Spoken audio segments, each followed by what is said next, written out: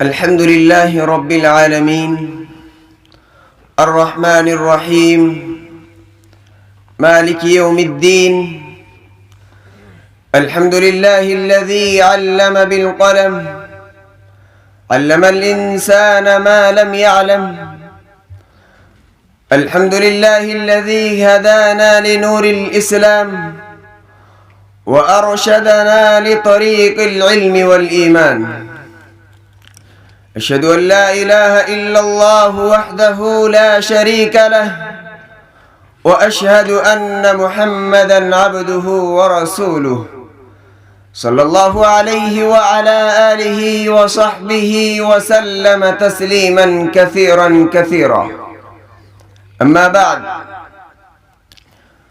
فاتقوا الله يا أمة الإسلام، واعلموا أن دينكم دين علم ومعرفة وثقافة، وليس دين جهل وتخرص أو خرافة.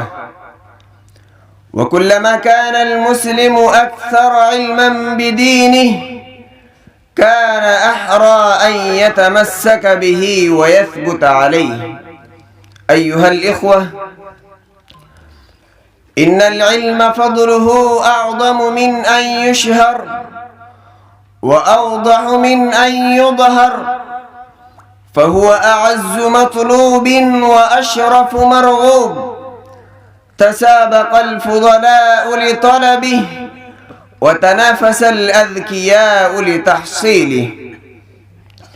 من اتصف به فاق غيره، ومن اتسم به بان نبله. رفع الله أهله درجات، ونفى المساواة بينهم وبين غيرهم كرات ومرات. يقول الله عز وجل: يرفع الله الذين آمنوا منكم والذين أوتوا العلم درجات. قال ابن عباس رضي الله عنهما قال: العلماء فوق المؤمنين 100 درجة، وما بين الدرجتين 100 عام. إن العلم مورث للخشية مثمر للعمل. يقول الله تعالى: إنما يخشى الله من عباده العلماء، فمن كان بالله أعرف كان منه أخوف. استشهد الله أهل العلم على أشرف مشهود به، وهو التوحيد، وقرن شهادتهم بشهادته وبشهادة ملائكته. يقول الله سبحانه: شهد الله أنه لا إله إلا هو والملائكة وأولو العلم قائما بالقسط، لا إله إلا هو العزيز الحكيم. فبدأ سبحانه بنفسه، وثنى بملائكته المسبحة بقدسه، وثلث بأهل العلم، وكفاهم ذلك شرفا وفضلا وجلالة ونبلا. من سلك طريق العلم فقد أراد الله به خيرا، ومن ترك العلم فقد اشترى خسرا.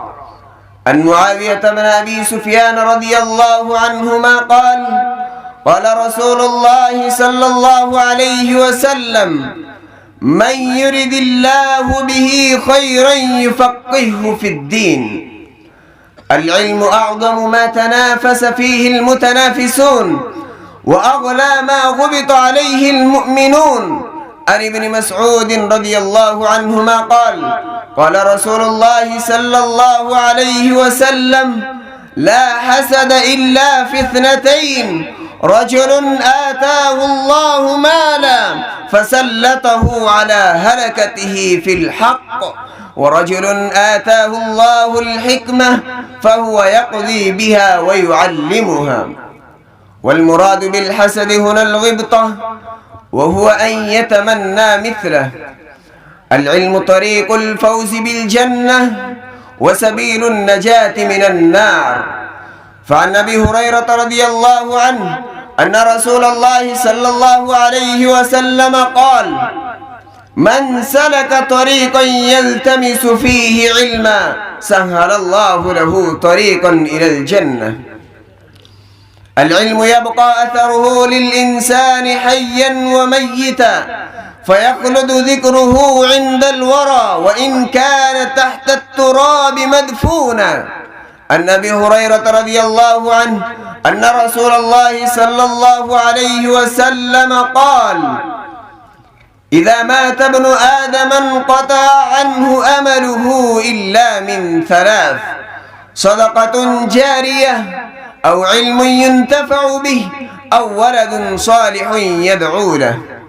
صاحب العلم محبوب في السماء والأرض، يحب الله ويحبه خلقه.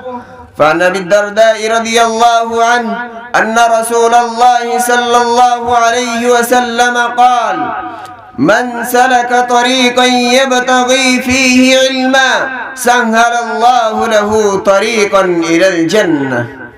وإن الملائكة لتضع أجنحتها لطالب العلم رضا بما يصنع، وإن العالم ليستغفر له من في السماوات ومن في الأرض حتى الحيتان في الماء. وفضل العالم على العابد كفضل القمر على سائر الكواكب. وإن العلماء ورثة الأنبياء، وإن الأنبياء لم يورثوا دينارا ولا درهما، وإنما ورثوا العلم، فمن أخذه أخذ بحظ وافر. أيها المسلمون، لقد تكاثر كلام العلماء من الصحابة ومن بينهم في العلم وفضله، لأنهم عرفوا قيمته ورأوا أهميته في حياة المسلمين. قال ابن عمر: مجلس فقه خير من عبادة 60 سنة. وقال علي رضي الله عنه: كفى بالعلم شرفا أن يدعيه من لا يحسنه، وكفى بالجهل ذما أن يتبرأ منه من هو فيه. وقال الإمام أحمد رحمه الله: لا شيء يعدل العلم لمن صحت نيته. قيل له: وكيف تصح نيته؟ قال: أن ينوي به رفع الجهل عن نفسه ورفع الجهل عن غيره.